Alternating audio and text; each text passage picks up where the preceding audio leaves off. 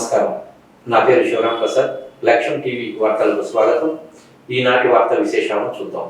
జిల్లా collector Ansaria, mayor Ravindra ఈరోజు పాత గుంటూరు ప్రగతి నగర్లో పర్యటించారు. ప్రత్యేక వైద్య శిబిరాల్లోని రోగులకు ఔషధ కిట్లు పంపిణీ చేశారు.